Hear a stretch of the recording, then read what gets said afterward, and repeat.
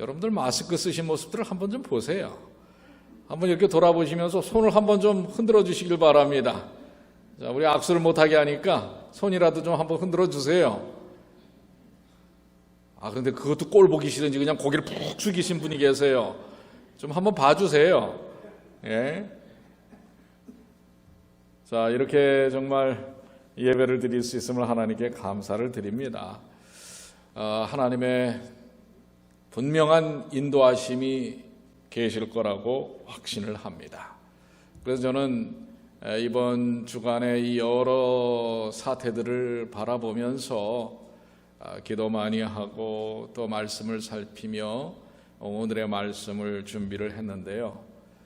사실 지난 한 주가 저한테는 참 고민이 많이 되던 시간들이었어요.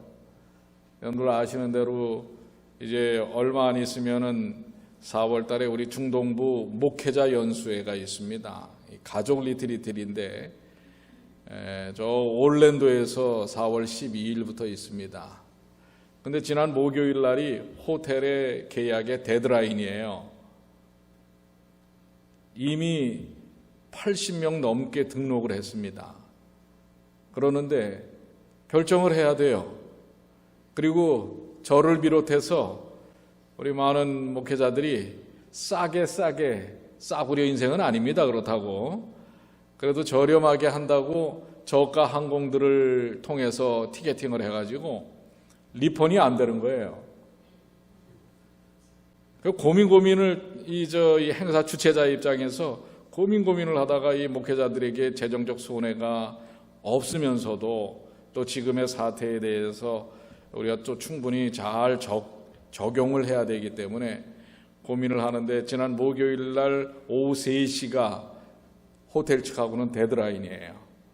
그래서 그 전날까지 목회자들과 계속 투표하고 의견 수렴하고 그럼에도 불구하고 우리가 믿음으로 가야지요 하는 분들이 꽤 많았습니다. 그런데 취소를 했습니다. 호텔을 취소를 했어요. 왜냐하면 그날 취소를 하지 않으면 그 이후에는 국가가 아주 정말 전국적인 이동금지령이 내려지지 않는 한 호텔비의 50%를 감당을 해야 합니다. 페널티로.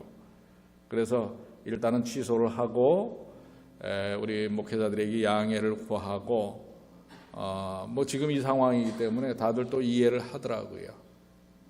여러분들도 아시는 대로 5월 달에 우리 지구야영회가 또 있습니다.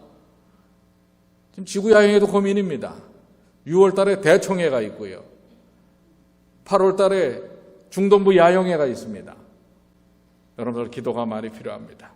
아무쪼록 이러한 일들이 속한 시간 내에 하나님의 권능의 손길로 막으시고 제하여 주셔서 우리가 이러한 혼란함 속에서 벗어나게 되기를 바랍니다. 그러나 이런 이 땅에서의 일상적인 일에 대한 고민보다도 더 제 마음을 집중시키는 것이 있었습니다. 그것이 오늘 우리 본문의 말씀입니다. 마가복음 13장 29절 이와 같이 너희가 이런 일이 나는 것을 보거든 인자가 가까이 곧 문 앞에 이른 줄을 알라. 우리 한번 다 같이 읽어볼까요? 이와 같이 시작.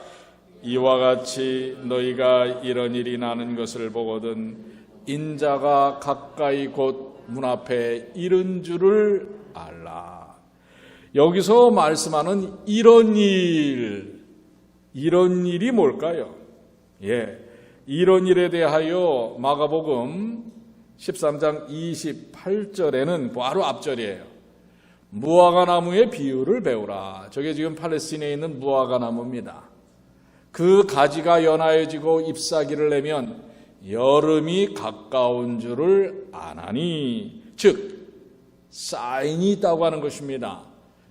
어떤 계절에 대한 사인이 있고 시대적인 상황에 대한 사인이 무화과 나뭇잎의 비유를 주님께서 말씀하시면서 나뭇잎이 연하게 이렇게 올라오면 그래서 이것이 무성해지면 여름이 가까워진 줄을 알라. 그러면 도대체 이 가지가 연하여지고 잎사귀가 나는 이러한 일이 구체적으로 또 무엇인가? 마가복음 13장 4절로 8절에는 그것에 대하여 주님은 조목조목 말씀을 하셨어요. 우리에게 이르소서 어느 때에 이런 일이 있겠사오며 이 모든 일이 이루려 할 때에 무슨 징조가 있사오리까. 예수께서 이르시되 너희가 사람의 미혹을 받지 않도록 주의하라. 요즘 인터넷에 여러분들 갖고 계시는 셀폰, 유튜브에 얼마나 가짜 뉴스들이 많습니까? 사람들의 미혹이 영적으로도 마찬가지고요, 육적으로도 그렇고요, 세상적으로도 얼마나 많은 사람의 미혹이 있는지 모릅니다. 우리의 영성을 흐트러뜨리는 이러한 미혹들에 대해서 영향을 받지 않도록 주의하라. 많은 사람이 내 이름으로 와서 이르되 내가 그러라 하여 많은 사람을 미혹해 하리라. 나에게 생명이 있고 나에게 진리가 있다라고 하는 미혹해 하는 자들이 이 땅에 얼마나, 여러분들 근자에 한국에서 신천지 사태를 통해서 파악을 해봤더니 지금 한국에만 하나님이라고 주장하는 사람이 20명이나 된다고 합니다. 재림예수라고 하는 사람이 40명이나 된다고 하는 것입니다. 지금 이런 세상에 이런 일이 이게 말이 됩니까? 근데요, 더 놀라운 것은 사람들이 거기에 미혹이 된다는 얘기예요. 그것도 우리 아주 가까이 있는 사람들이 영향을 받는다고 하는 것입니다. 이 악한 영의 이 영향력 속에서는요, 여러분 스스로 그것을 이겨내기가 쉽지 않습니다. 성령의 이끄심이 아니면 그걸 이겨내기가 우리의 능력으로는 감당하기 어렵습니다. 그래서 거기에 사람들이 빠지는 것입니다. 근데 어떤 사람들이 빠지는 줄 아십니까? 좀 바보스럽고 멍청한 사람들이 빠질 줄 아시죠? 아니에요. 배울 만큼 배우고 젊고 꽤나 능력 있다는 사람들이 거기에 다 빠지는 것입니다. 이게 예수님께서 경고하신 바예요. 그리고 난리와 난리의 소문을 들을 때에 두려워 말라. 이런 일이 있어야 하되 끝은 아직 아니니라. 민족이 민족을, 나라가 나라를 대적하여 일어나겠고 저초에 지진이 있으며 기근이 있으리니 이는 재난의 시작이니라. 이런 사인이, 이런 일들이 일어나거든. 그리고 누가는 또 이렇게 표현합니다. 지금의 상황을 그대로 적시하는 말씀이에요. 저초에 큰 지진과 기근과 온역이 있겠고 또 무서운 일과 하늘로서 큰 징조들이 있으리라. 그렇습니다. 지금 우리가 현실 속에서 경험하는 상황들 아닙니까? 큰 지진과 기근과 온역은 전염병입니다. 이러한 일들로 인하여 사람들이 두려워 떨 것이라고 하는 것입니다.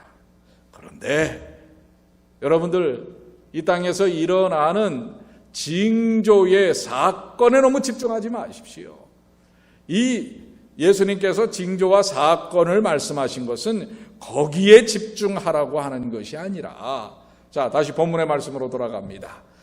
이와 같이 너희가 이런 일이 나는 것을 보거든 누가 가까이?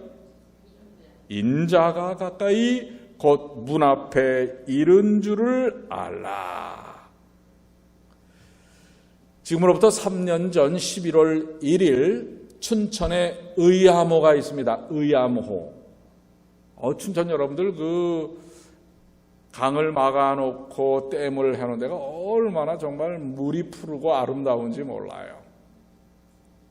그런데 의암호 주변에 한 스포츠 타운에서 송암, 바로 의암호 옆에 있던 송암 스포츠 타운에서 훈련 중이었던 3명의 대학교 새내기, 세 청년이 운동을 하고 있었는데 갑자기 쿵 하는 소리가 나는 거예요. 그래서 이 친구들이 아주 즉각적인 반사신경에 의해서 그 소리 나는 쪽을 향하여 달려갔습니다. 그런데 의암호 댐 옆에 있던 주차장에서 한 차량이 차를 빼다가 고만 언덕바지에서 미끌려가지고 어디로 빠져버린 거예요, 차가? 호수에, 의암호 깊은 호수에 빠져버린 거예요. 이 세 친구는 그 상황을, 그래서 지금 꽁무니만 저렇게 배가, 차가 꽁무니만 지금 보이고 있는 겁니다. 호수에 막 잠기면서. 이 세 젊은이가 11월 1일입니다. 가을입니다. 깊은 가을이에요. 여러분들 아시는 대로 이 춘천 이 의암호는요, 이때는 겨울철 물처럼 차갑습니다. 그 아주 깊은 계곡에서부터 내려오는 물들이 다 모여있는 거기 때문에 이 웬만한 사람들은 들어가자마자 심장마비 걸릴 그런 온도예요. 근데 이 세 청년이 우통을 벗더니 물속에 뛰어드는 것입니다. 그런데 주변 사람들이 말렸어요. 제 2차 사고. 그 사실 여러분들 가족들이 물에 빠졌을 때 그 아이를 건지려다가 죽는 부모들이 많아요. 주변 사람들이 많습니다. 그렇기 때문에 그걸 말리려고 하는데 말릴 틈도 없이 이 세 젊은이가 물에 뛰어들었는데요. 이때 물에 뛰어들었던 성씨가 있고, 성씨가 성이에요. 예, 성씨가 성이라니까 무슨 말인지 아시겠습니까? 예, 성가가 있었고, 김가가 있었고, 최가가 있었어요. 예. 그래서 주변 사람들이 이 30m 정도를 헤엄쳐서 들어가는 친구들에게 구명조끼를 던졌지만은 이 구명조끼를 받아서 왜냐하면 지금 거의 차가 지금 이제 뭐 물에 잠길 상황이에요. 그래서 이 친구들이 물속으로 들어가서 보니까 여성 운전자가 이 살려달라고 두드리고 있는 거예요. 그때 문을 열고 그 여인을 구하려고 할 때 아직 의식은 잃지 않았어요. 구하려고 할 때 잡으려고 하는 것입니다. 그런데 이 친구들이 다행히 운동선수들이에요. 어떤 운동선수냐면 수영선수들이었어요. 그래서 소위 말하면 응급구조에 대해서 평상시에 배웠던 것 같아요. 그래서 여러분들, 저도 응급구조사 자격증이 있지만은, 일주일 동안 아주 하루에 8시간씩 수영하느라고 아주 죽을 뻔한 경험이 있어요. 근데 물속에 빠진 사람은 앞에서 건질 수 없어요. 그걸 잡게 되면 같이 죽습니다. 아무리 연약한 여인이라도 응급 상황에서 구조자가 나타나면 그게 그냥 확 껴안습니다. 안 풀어요. 같이 죽는 거예요.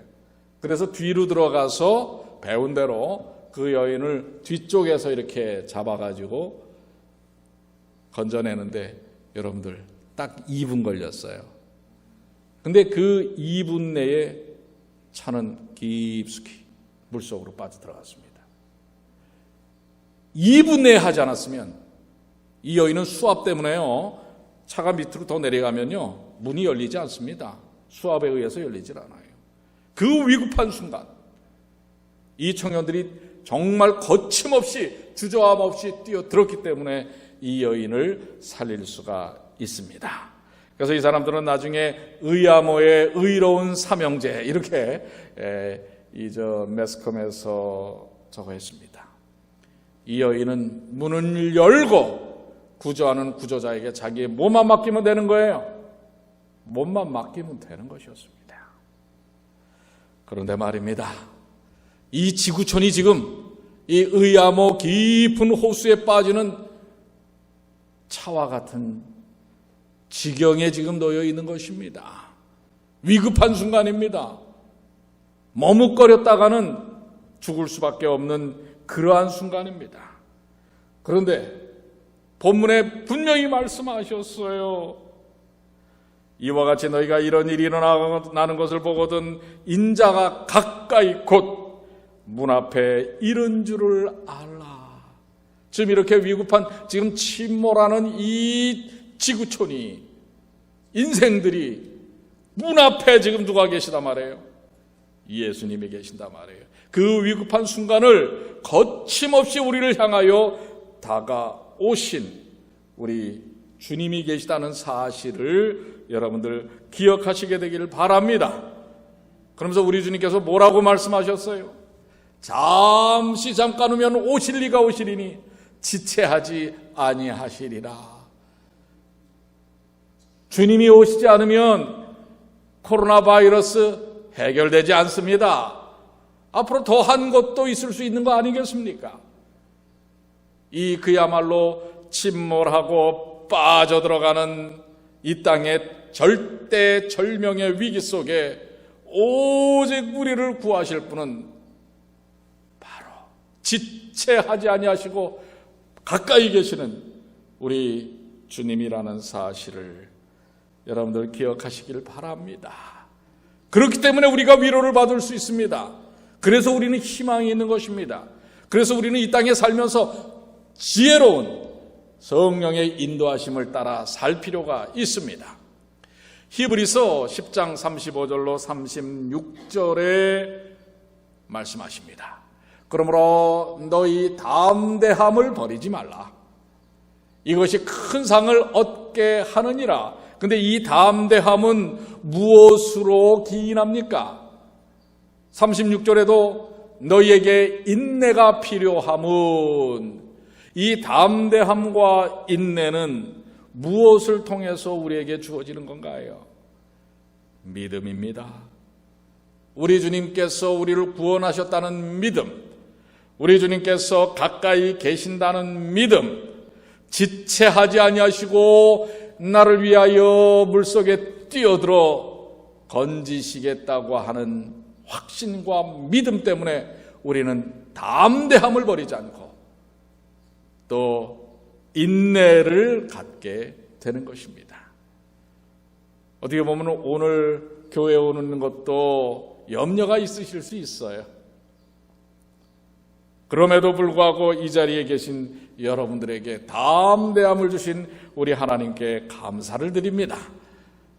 그리고 또한 이러한 상황이 언제까지 갈지 모릅니다. 이런 위협들이 언제까지 이어질지 모릅니다.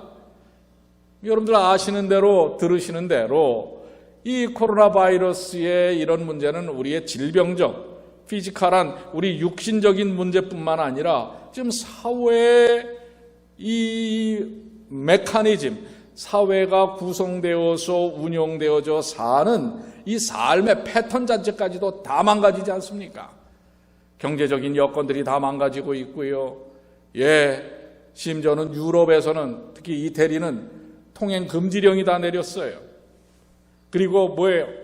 가게들을 다 문을 닫게 하는 것입니다. 그야말로 최소한의 삶을 영위할 수 있는 식료품점이나 이런 것만 열게 하고요. 모든 식당이며 이런 서비스업들은 다 문을 닫게 만들었어요. 근데 우리도 그런 일들을 하고 살지 않습니까? 우리의 기본적인 삶의 틀이 다 망가지고 있는 것입니다. 이럴 때 우리는 어떻게 해야 할까요? 너희에게 인내가 필요함은 너희가 하나님의 뜻을 행한 후에 약속하신 것을 받기 위함이라. 그렇다고 우리가 손을 놓을 수 있을까요?